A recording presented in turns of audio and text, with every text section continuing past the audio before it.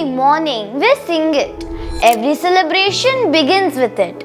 But do you know the real story behind our national anthem? Did you know that our national anthem, Jana Gana Mana, was not written specifically for India's freedom at first? At that, it took almost 4 decades, 39 years, for it to officially become our national anthem. Even more surprising, a British newspaper once claimed it was written to praise the King of England. But the truth is very different. In this video, we are diving deep into the real story behind Jana Gana Mana, the song that unites over 1 billion Indians, but whose true meaning and history very few actually know. Today, let's uncover its beautiful journey. The year was 1911. India was still under British rule, and King George V had just arrived in the country.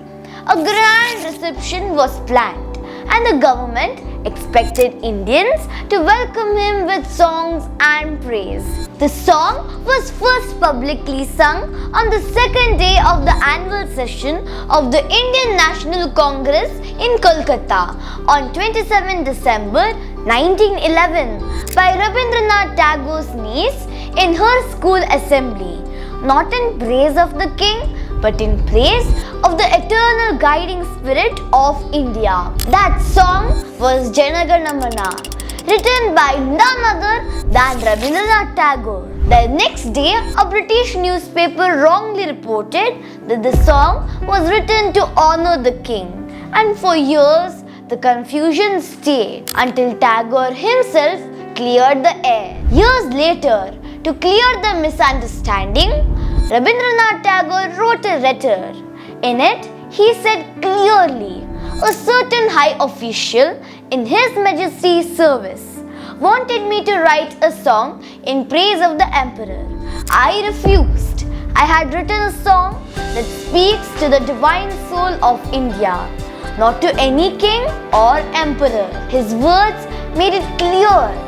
Jana Gana Mana was never meant to praise a ruler. It was a tribute to India's spirit, her unity, her diversity, her timeless soul. Our national anthem is actually just one verse from a much longer hymn. Back in 1911, Tagore originally composed the song as Bharato Bhagyo Bidata in Bengali. It wasn't written as an anthem. It was a Brahmo hymn full of devotion and deep emotion with 5 powerful verses. The full song beautifully praised the spiritual destiny of India. The very first time this song appeared in public was in a Bengali magazine called the Tattva Bodhini Patrika, where it was printed with all 5 stanzas. But when the time came to choose our national anthem, it was the first verse that was selected, the one that echoed with every Indian heart. After it was first sung in Calcutta, the magic of Jana Gana Mana didn't stop there. In 1919, Rabindranath Tagore traveled to Madanpalli, a small town in Andhra Pradesh, to visit Besant Theosophical College. On February 28, during a quiet session at the college, Tagore himself sang the song to a hall full of young students and teachers. His voice, his words, they moved everyone deeply. Among the audience was the Margaret Cousins, the vice principal of the college and an expert in Western music. She was also the wife of Irish poet James Cousins. She was so touched by the song that she asked Tagore for its original notations, and with his help, she carefully preserved the tune in Western musical notation. Right there in Madanpalli, Jana Gana Mana found its universal music identity, one that could now be played and sung across cultures.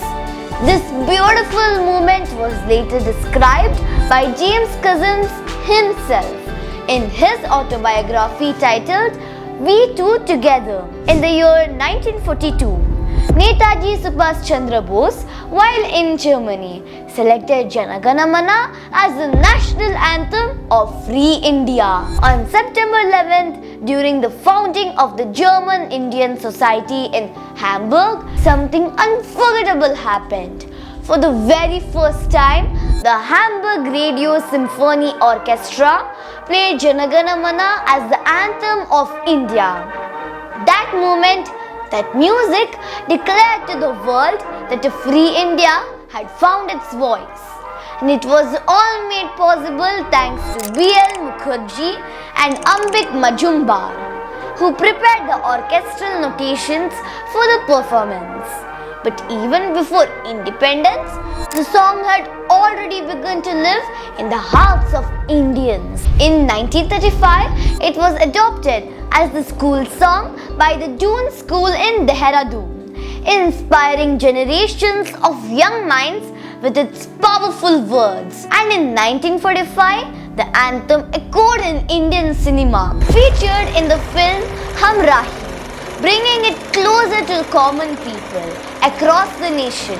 All of this happened before 1950. Even though the song was loved and sung across the country, it wasn't declared our national anthem right after the independence. In fact, it took 39 long years from the day it was written in 1911 and 3 years after independence for it to be officially adopted. And finally, on January 24, 1915, just 2 days before we became a republic, Jana Gana Mana was declared as the soul of our nation. Jana Gana Mana is more than just a song. It's the tribute to the soul of India. That's why whenever we hear the national anthem, we must show it the respect it truly deserves. As Indian citizens, we are expected to follow a simple code of conduct. Stand in attention with feet together and arms by your side. Remain silent and still without talking or moving. Face the national flag if it is present and remove any headgear unless it is worn for religious reasons. It's important to listen to the entire anthem without interrupting or walking away midway. This respect remains the same no matter wherever you are, be it a school, a stadium, a cinema hall or out on the street. At the same time, we must avoid disrespecting behavior such as laughing, sitting, dancing, mocking or recording casual videos and reels during the anthem. The anthem should never be edited, remixed or altered with beats or lyrics and must not be used in entertainment content, parodies or usual parties. According to the Prevention of Insults to National Honor Act 1971, any intentional insult to the national anthem is a punishable offence and may result in imprisonment or a fine. Because Jana Gana Mana is not just a melody, it is an emotion that unites over 1.4 billion Indians. Let us always honor it, not just with our voices, but with our hearts and our actions. So, the next time you hear Jana Gana Mana, take a moment to pause, stand tall and feel proud. Because this is more than a song. It's the sound of our nation's soul. Let's remember the journey behind it, respect every word and pass on its legacy with pride. If you found this story inspiring, don't forget to like, share and subscribe. Tell us in the comments what the national anthem means to you. And now, as always, stay tuned to my channel. Until my next video, stay curious and keep reading. Signing off, Page Pulse Wiley. See you next time.